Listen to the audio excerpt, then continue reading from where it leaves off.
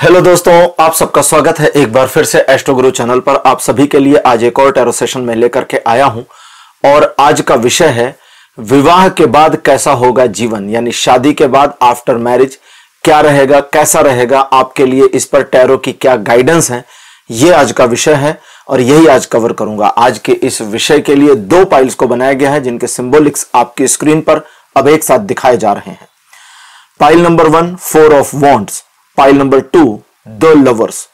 दो कार्ड्स आपके सामने आपकी स्क्रीन पर, दोनों में से जो आपको अच्छा लगे उसे अपनी पाइल मानिए। अकॉर्डिंगली आज के रीडिंग को देखिए, ये आपके साथ रेजोनेट करेगी। मैं आपको बता दूं कि ये जनरल और टाइमलेस रीडिंग है, तो आप इसे जब से देख रहे हैं ये तब से आपके साथ रेजोनेट करना शुरू कर सकती है। हर बार की तरह इस बार भी टाइम स्टैम्प्स को डिस्क्रिप्शन और कमेंट सेक्शन दोनों जगह दिया गया है ताकि आपको सुविधा रहे। अपनी पाइल की रीडिंग पर डायरेक्ट पहुंचने के लिए टाइम स्टैम्प पर क्लिक करिए, वीडियो आगे चला जाएगा और आप डायरेक्ट अपनी पाइल की रीडिंग पर पहुंच जाएंगे। जो लोग आज मुझसे पहली बार जुड़े हैं उनका एस्ट्रो गुरु चैनल पर मैं बहुत बहुत स्वागत करता हूं। आप सभी इस चैनल को सब्सक्राइब जरूर करिए, बेल आइकन भी प्रेस करिए, क्योंकि जब आप बेल आइकन प्रेस करते हैं तो नए वीडियोस की नोटिफिकेशन आपके फोन पर आनी शुरू हो जाती हैं। और मेरे रेगुलर व्यूअर्स और सब्सक्राइबर्स, आप सभी के सहयोग और प्यार के लिए बहुत बहुत आभार। आगे बढ़ने से पहले आपको बता दूं कि मैं एक प्रोफेशनल एस्ट्रोलॉजर, एक प्रोफेशनल टैरो रीडर भी हूं। तो आपकी स्क्रीन पर यह नंबर जो आ रहा है इसके ऊपर आप संपर्क कर सकते हैं अगर आपको अपने लिए एक पर्सनल टैरो रीडिंग सेशन चाहिए या अपनी कुंडली आप मुझे दिखाना चाहते हैं। यह व्हाट्सएप नंबर है, तो इस पर कॉल नहीं करना है, इस पर मैसेज करिए। मैसेज के थ्रू सारी इंफॉर्मेशन मेरी टीम मेंबर आपको प्रोवाइड करेगी और आपको हेल्प करेगी मेरे साथ आपके सेशन बुक करने में। तो चलिए आज की रीडिंग को शुरू करते हैं और आपकी पाइल में मिलते हैं।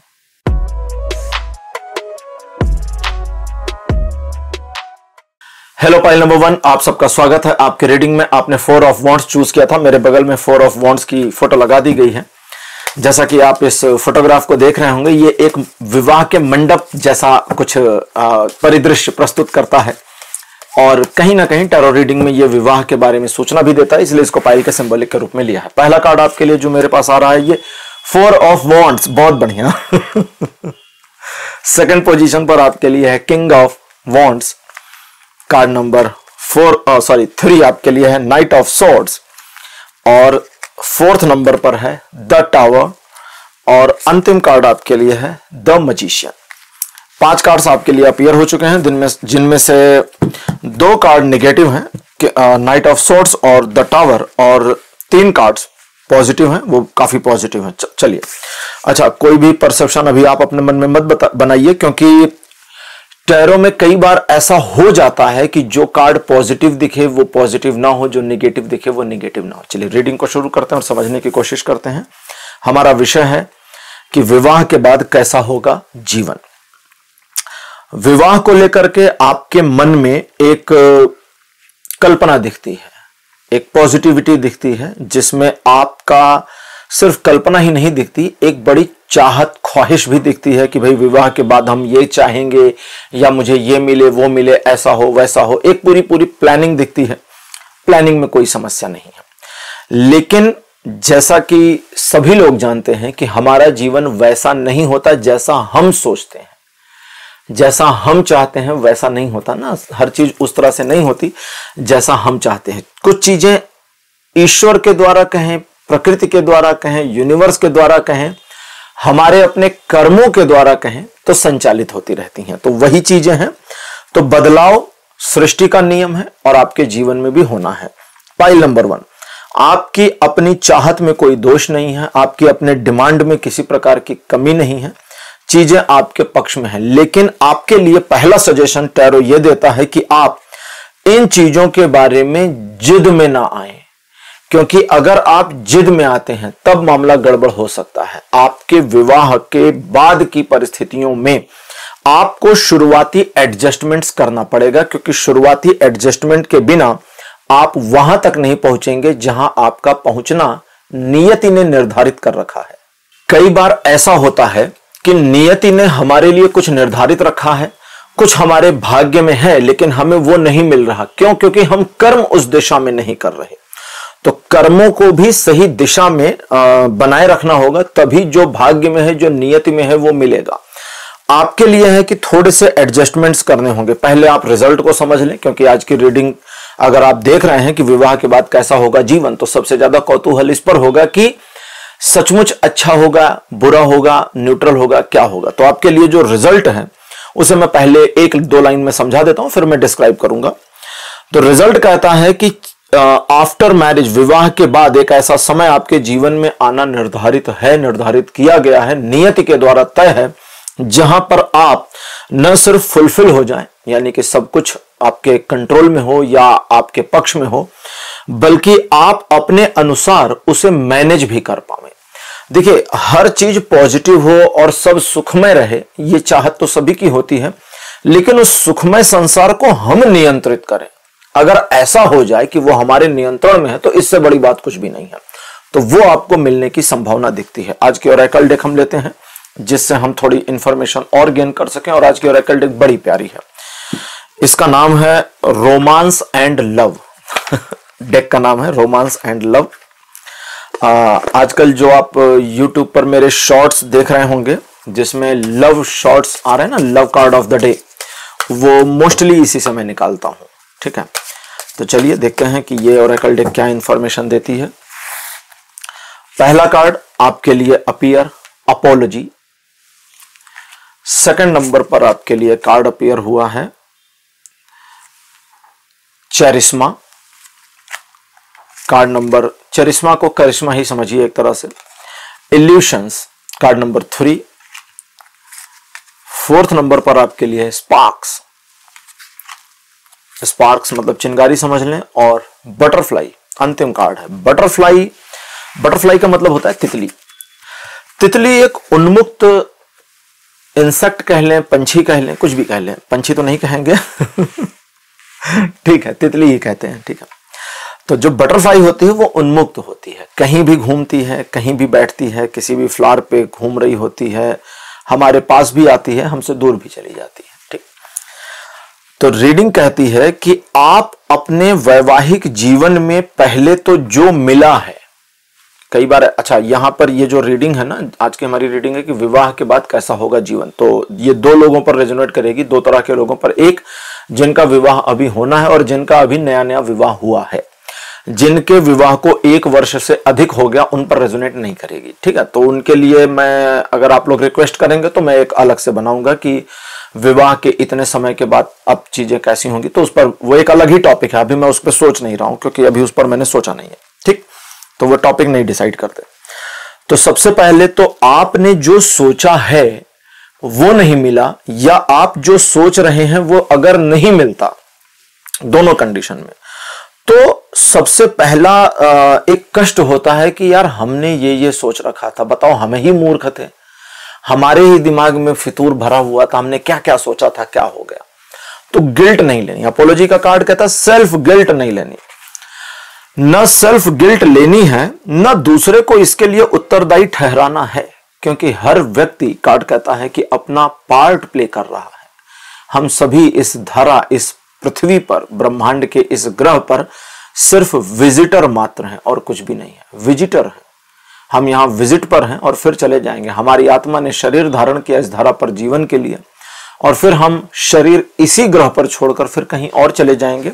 तो यह कहता है कि न गिल्ट लेनी है, न सामने वाले को गिल्ट देनी है कि भाई तुम्हारी गलती है, तुम्हारी गलती है, या सबकी गलती है। ठीक, अगर आपने गिल्ट से अपने आप को उबार लिया, अगर इस अपराध के बोध से स्वयं को बाहर निकाल दिया, तो कार्ड कहता है कि फिर आपके जीवन में परिवर्तन होगा।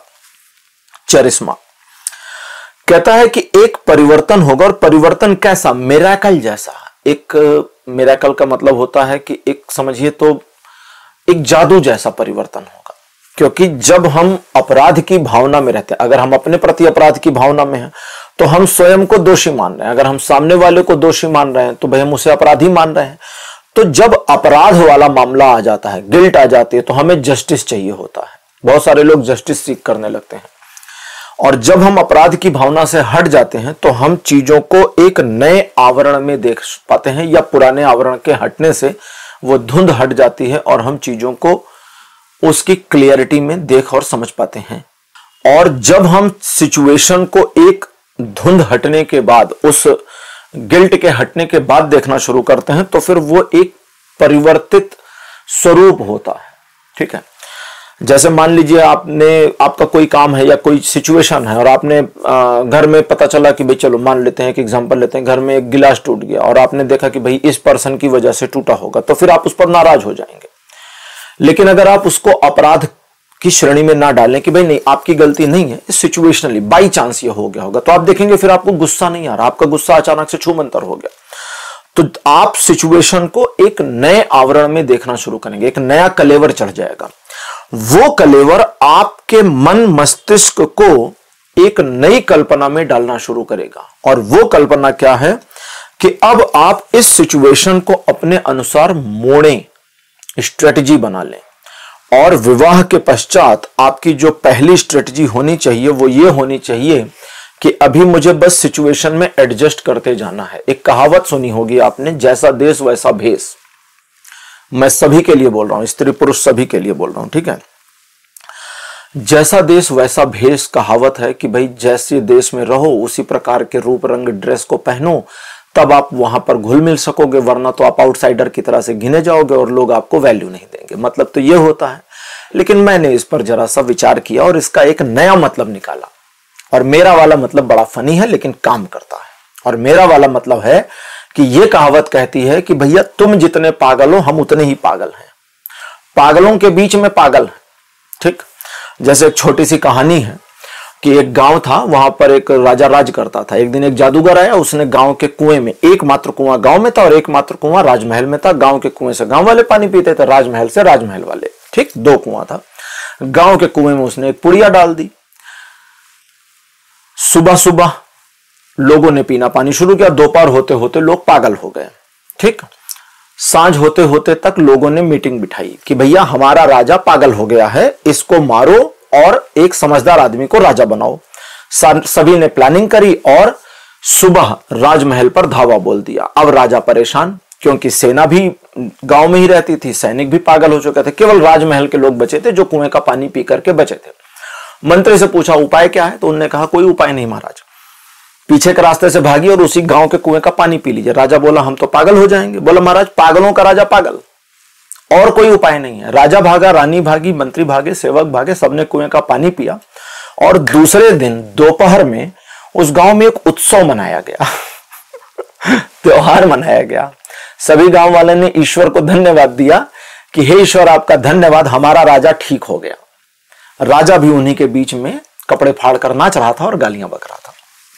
तो जैसे तुम पागल वैसे हम पागल। इल्यूशन का कार्ड कहता है कि अब आपको पहले तो अपने मन को एक भ्रम में डालना है, अपने मन को एक भ्रम में डालना है कि इस विवाह के बाद वाली सिचुएशन का मेरे पिछले जीवन की सिचुएशन से लेना देना नहीं है। यानी कंपैरिजन मत करिए, अपने को एक भ्रम में डालिए कि अब हम एक नए समय में आ गए हैं।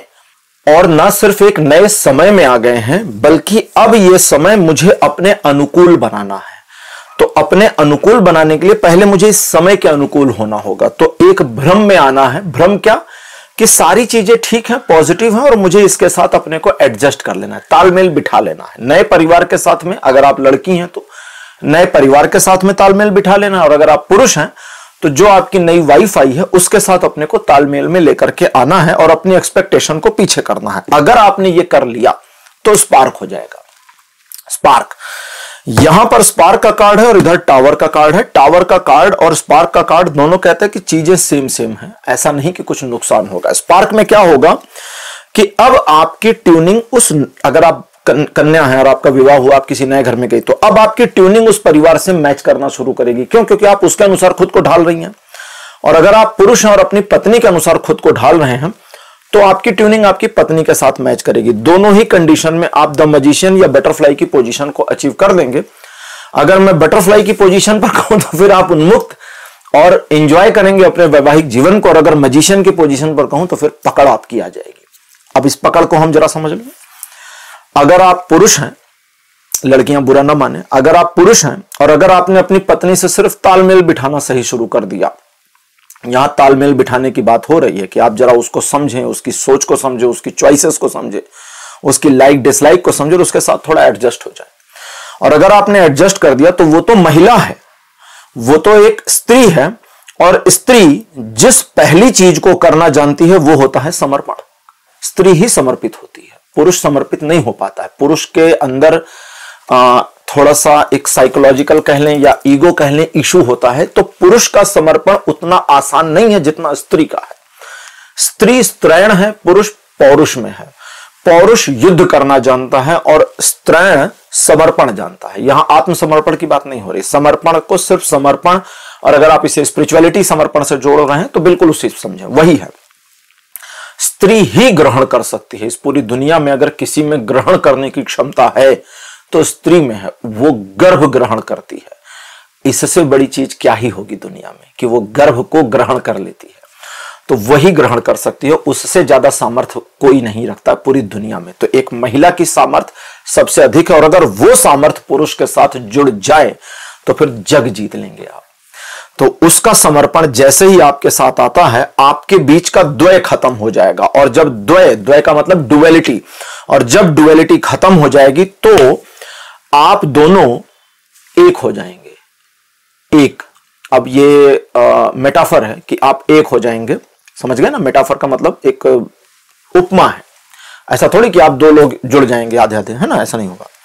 तो आप एक हो जाएंगे और एक लय होकर एक व्यक्तित्व, एक लय होकर एक व्यक्तित्व यानी एक पर्सनालिटी के रूप में आगे बढ़ेंगे।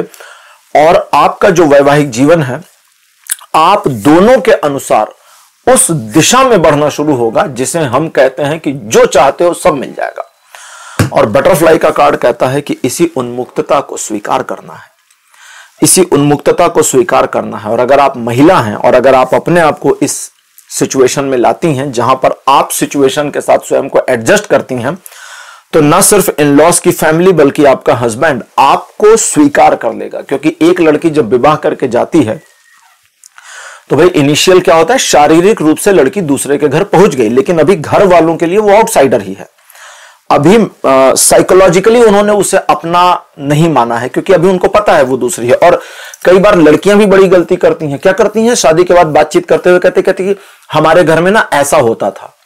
एक बार एक लड़की मुझसे बात कर रही थी, नई नई शादी हुई थी, कुछ ऐसे सिचुएशन थी, तो उसने कहा नहीं हमारे यहाँ तो ऐसा नहीं, ऐसा होता था। मैंने कहा और यहाँ होटल में कैसा होता है? बोली क्या?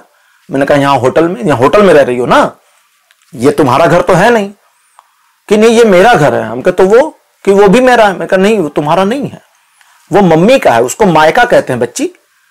मायका, मायका माने माँ का, तेरा नहीं, खत्म हो गया, छू खत्म, कट्टम कुट्टम हो गया, अब नहीं जा सकती, अब ये तेरा है, वो माँ का।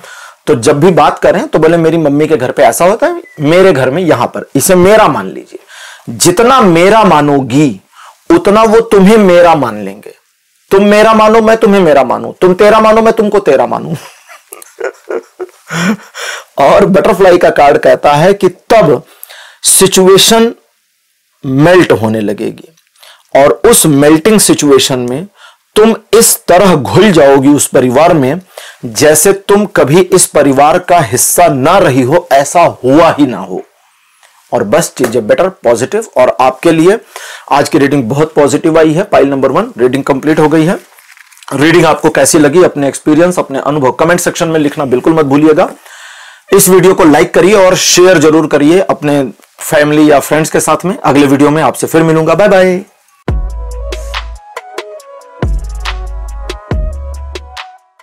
हेलो पाइल नंबर 2, आप सबका स्वागत है आपकी रीडिंग में। आपने द लवर्स को चुना था, मेरे बगल में द लवर्स की फोटो लगा दी गई है। चलिए आज की रीडिंग को शुरू करते हैं और आपके लिए देखते हैं कि आज क्या इंफॉर्मेशन टैरो देते हैं कि विवाह के बाद कैसा रहेगा जीवन, और आपके लिए गाइडेंस क्या है। कार्ड नंबर 1 आपके लिए है 7 ऑफ वॉन्ड्स। कार्ड नंबर 2 आपके लिए है द एम्परर। थर्ड नंबर पर है page of wands. Fourth number पर आपके लिए है द लवर्स, और अंतिम कार्ड आपके लिए है द एम्प्रेस।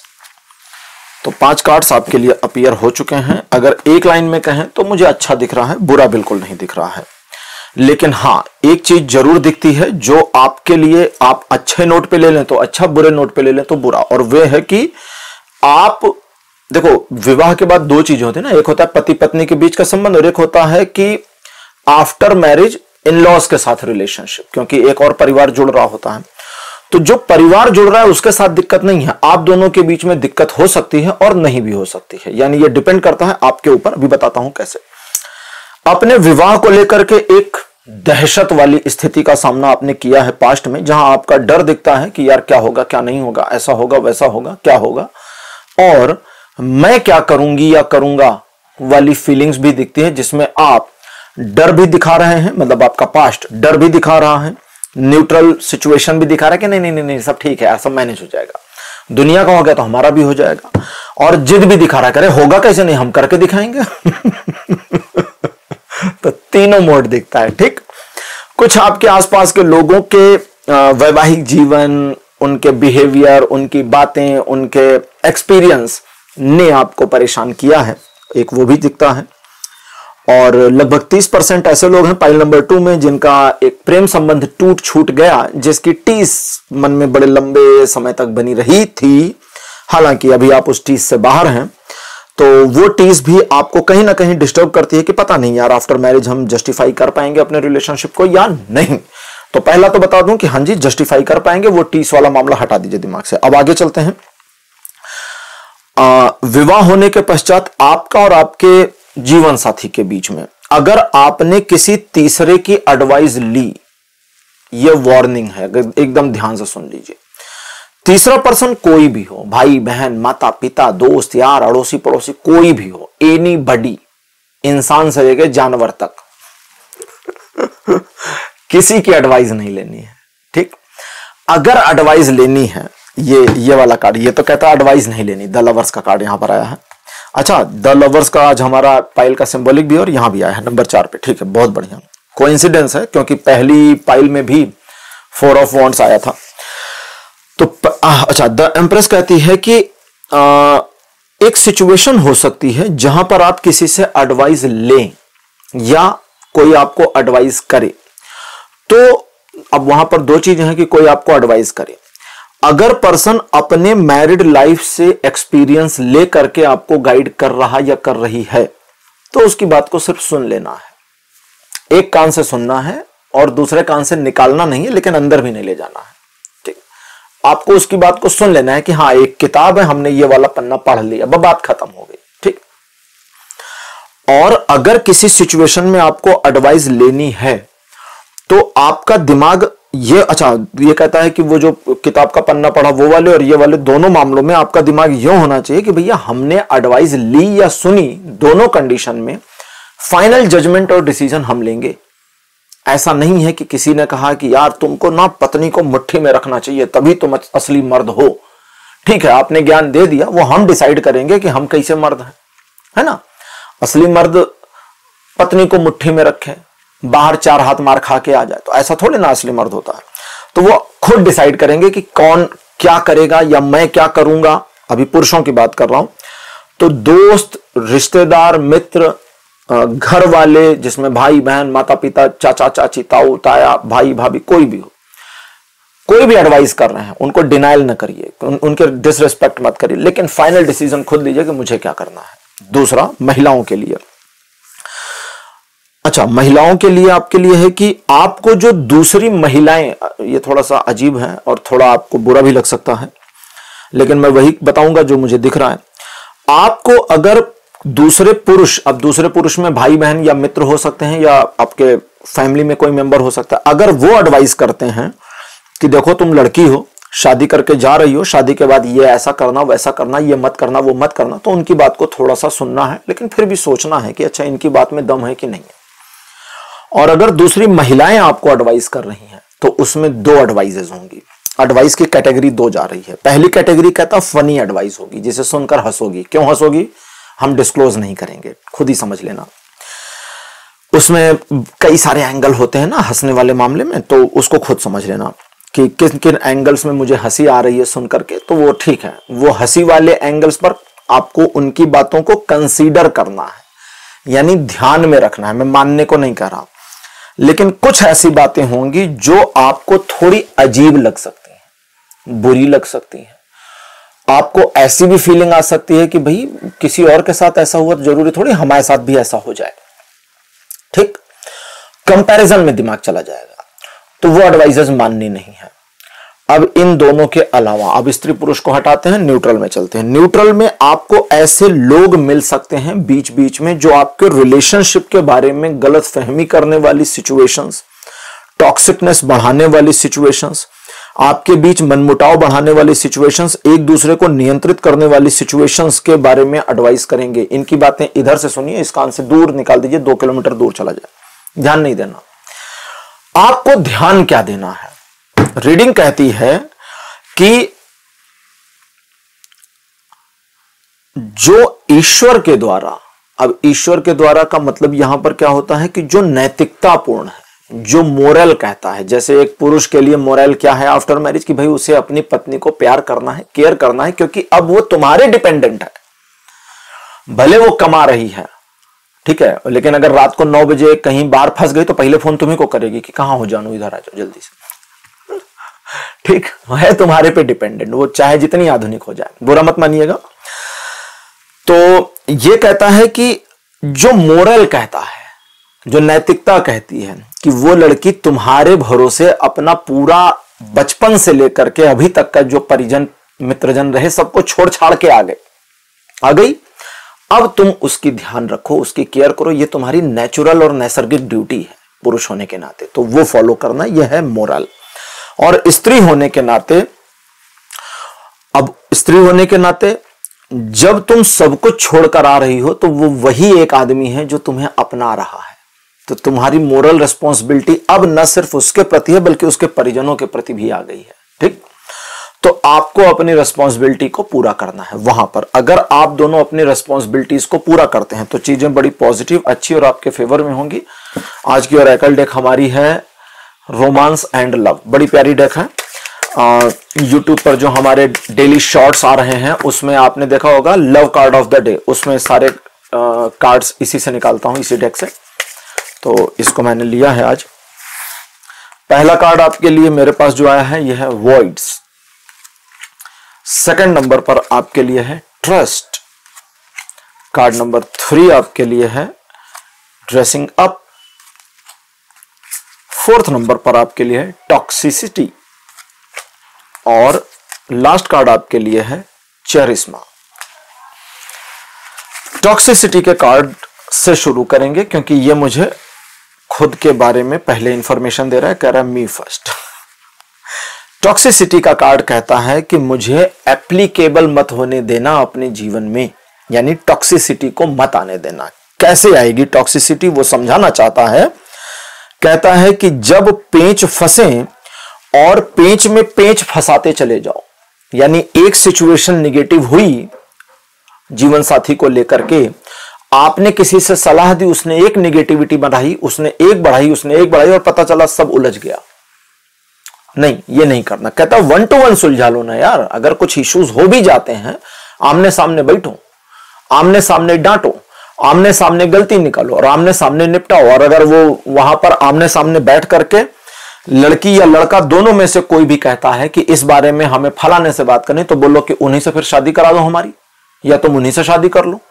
भाई शादी हमसे हुई है तो फिर विवाह मुझसे हुआ है तो मेरे साथ बातचीत करो ना यार। हमारे बीच में अगर कुछ लफड़ा हुआ तो हम ही सुलझाएंगे क्योंकि हम वैवाहित हैं, तो हम ही करेंगे, तीसरा व्यक्ति नहीं आएगा। और टॉक्सिसिटी का कार्ड कहता है कि रिलेशनशिप में चीजें खराब तब हो जाएंगी बुरी तरह से जब आप ईगो पर ले जाएं किसी चीज को, तो ये नहीं ले जाना। अब इस कार्ड को हम हटा देते हैं क्योंकि ये कार्ड कहता है बस मेरा काम खत्म, वरना रीडिंग को डिस्टर्ब कर देगा। वॉइड्स का कार्ड कहता है कि आपके अपने डर विवाह को लेकर जो भी रहे तिलांजलि दे दीजिए। आपकी जो एक्सपेक्टेशन रही, एक्सपेक्टेशन में भी कहता है वो वाली जो ओवर थी। एक एक्सपेक्टेशन होती है न्यूट्रल कि हमें हमारी पत्नी आएगी तो भोजन पका के देगी, ओवर रेस्टोरेंट से बढ़िया पका के देगी। अरे पहले पकाने तो दे भैया, अभी कहां रेस्टोरेंट के ऊपर पहुंच रहे हैं। ओवर नहीं जाना कि मेरा पति होगा तो मैं तो उसके बाहों में रहूंगी। अब सारा दिन बाहों में रहूंगी तो उसकी बाहें टूट के नीचे गिर पड़ेंगी। इतना भार दिन भर थोड़ी ना लेके घूमेगा। जैसे कई बार कहते हैं ना कि हमें अपनी पलकों में समा लेना, पलकों में कोई आ नहीं सकता, आंख खराब हो जाएगी, आप घुस भी नहीं पाओगे। तो वॉइड्स का कार्ड 2 चीजों को वॉइड करने को कहता है, हटाने को कहता है। Number 1 negativity, number 2 over expectation. जब दोनों को हटा देंगे तो बीच में जो बचेगा वो न्यूट्रल बचेगा, और ये आपके बीच में ट्रस्ट को बनाएगा। और आने वाले समय में आपके बीच में ट्रस्ट का जो लेवल होने वाला है, अब इसको समझ लीजिए,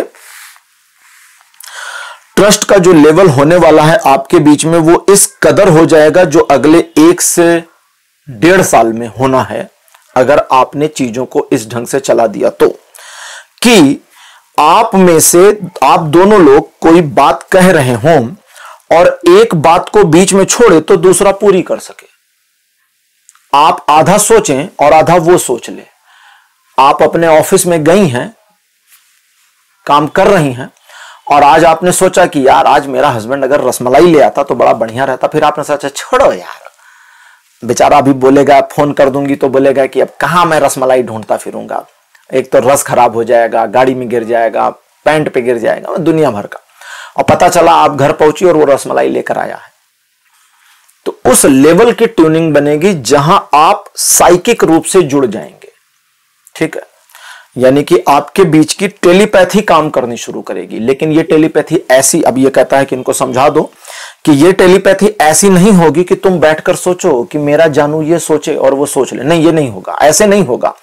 वो सिचुएशनल होगा, आप उसे समझा नहीं पाएंगे। बहुत सारे कपल्स के साथ होता है, आपने सुना भी होगा कि पतिदेव को जो खाने का मन हुआ, पता चला पत्नी ने वही बनाया है। दोनों किसी सिचुएशन में, जैसे कई बार होता है ना कि भाई दोनों अलग अलग लोकेशंस पर हैं, कहीं पति ऑफिस में है या पत्नी ऑफिस में, और कहीं जाना है, उन्होंने कहा जल्दी तैयार होकर के तुम यहां आ जाओ, और उधर से वाइफ ने सोचा कि यार ये पिंक वाली शर्ट पहनकर आता तो ठीक, पता नहीं क्या पहन कर आएगा, पता चला वो पिंक वाली पहनकर ही आ रहा है, या ये वही लाल साड़ी पहनकर जा रही है या पीली पहनकर जा रही है, तो ये हो जाता है।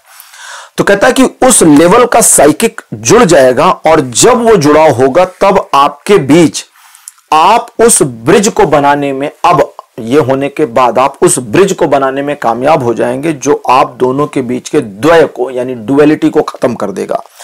इस पूरे मोमेंट में आपके सिचुएशंस इस कदर पॉजिटिव होते चले जाएंगे जो आपके पास्ट की माइंड निगेटिविटी को फुस कर देंगे, एकदम जला के राख कर देंगे। आपको कभी कभी ऐसा फील होगा कि अरे हमने विवाह से पहले कुछ निगेटिव भी सोचा था क्या, भूल जाएंगे आप। और आने वाले समय के लिए आप दोनों एक दूसरे के साथ बंधन में बंधेंगे। बंधन में बंधे तभी शादी, लेकिन बंधन में बंधेंगे मतलब और ज्यादा बंध जाएंगे। अच्छा, यहां पर एक निगेटिविटी है, वो मैं आपको बता देता हूं, और उसे पॉजिटिविटी में लेना है और उसका इस्तेमाल करना है। चरिश्मा का कार्ड, ड्रेसिंग अप का कार्ड, ट्रस्ट का कार्ड और लवर्स का कार्ड, ये 4 कार्ड इंटरप्रेट करते हैं और कहते हैं कि आप दोनों के बीच में नोक झोंक होगी बढ़िया वाली, यानी कि तुनक मिजाजी होना, नोक झोंक होना, फालतू की बातों पे रूठ जाना, बेवजह बच्चों जैसी हरकतें करना। इसे चरिश्मा का कार्ड कहता है कि अगर तुमने लिया सीरियस तब हो जाएगी गड़बड़। एक बच्चा नाराज हो जाए और आप उस बच्चे की नाराजगी को सीरियस ले लें तो गड़बड़ हो जाएगी, और उसकी नाराजगी पर आपको प्यार आ जाए तो मजा आ जाएगा। तो यही ध्यान रखना है आपको, और अगर आपने ये किया तो चरिश्मा का कार्ड कहता है कि फिर जीवन में वो फूल खिलेंगे जो तुमने कभी सोचे भी नहीं थे। फाइल नंबर 2 आपकी रीडिंग कंप्लीट हो गई है। आज की रीडिंग आपको कैसी लगी, अपने एक्सपीरियंस, अपने अनुभव कमेंट सेक्शन में जरूर लिखिए। इस वीडियो को लाइक करिए, शेयर करिए और चैनल को सब्सक्राइब करना मत भूलिएगा। अगले वीडियो में आपसे फिर मिलूंगा। Bye bye.